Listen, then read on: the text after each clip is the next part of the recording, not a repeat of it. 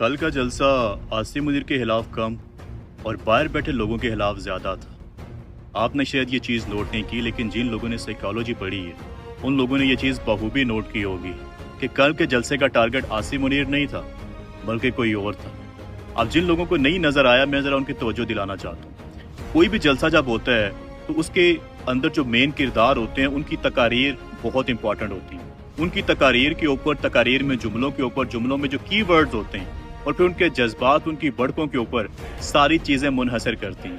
अब कल के जलसे के अंदर दो मेन किरदार थे, एक सुहेल अफरीदी था और एक जुनैद अकबर था। जुनैद अकबर खैबर पख्तूनख्वा का सदर है, सुहेल अफरीदी वहाँ का वज़ीर आला है। अब पूरा जलसा इन दोनों की तकारीर के गिर्द घूम रहा था। अब आपने इन दोनों की तकारीर सुनी।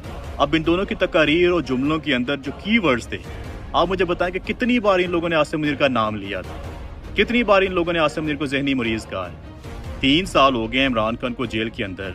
आप उस बंदे की रिहाई के लिए जलसा करने जा रहे हैं और जिसने उसको जेल में डाला हुआ है उसका नाम जलसे में कितनी बार इस्तेमाल हुआ है, अपने ईमान से बताइएगा। और फिर दोनों की आप तकारीर उठा के देखें, सोशल मीडिया का लफ्ज़ कितनी बार इस्तेमाल हुआ है, बाहर बैठे लोग कितनी बार इस्तेमाल हुआ है, तनकीद करने वाले, सवाल करने वाले मतलब जुनैद अकबर ने तो यहाँ तक कह दिया कि वो नहीं आएंगे तो अपना DNA करवाएं।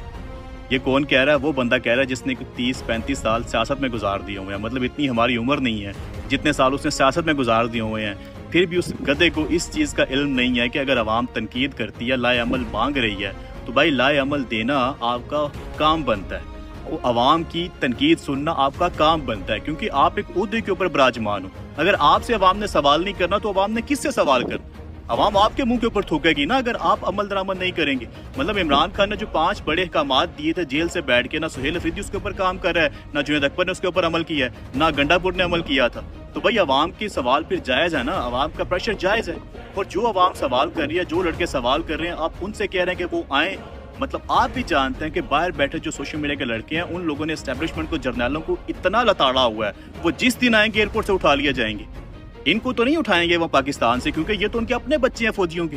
इनको तो गिरफ्तार नहीं करेंगे। अगर डॉक्टर यास्मीन राशिद की तरह या इमरान की तरह या बाकी लोगों की तरह जेल के अंदर होते, ये क्यों बाहर हैं ये आप भी जानते हैं, ये हम भी जानते हैं। लेकिन मुद्दे पे वापस आते हैं। जलसे के अंदर इनके सारे कीवर्ड्स देखें, इनकी तकारीर देखें, आपको दूर दूर तक आसिम मुनीर नजर नहीं आएगा, बल्कि आपको मुल्क से बाहर बैठे लोग नजर आएंगे। और आपको एक और चीज नजर आएगी, जब जब इनकी क्रेडिबिलिटी गिरती है ना, जब जब आवाम का इत्मीनान इनके ऊपर गिरता है, ये जलसा रख लेते हैं। वो गंडापुर भी ऐसे करता था, वो भी जब आवाम थू करती थी उसके ऊपर वो जलसा रख के जनाब आगे 2-4 महीने की डेट दे देता था।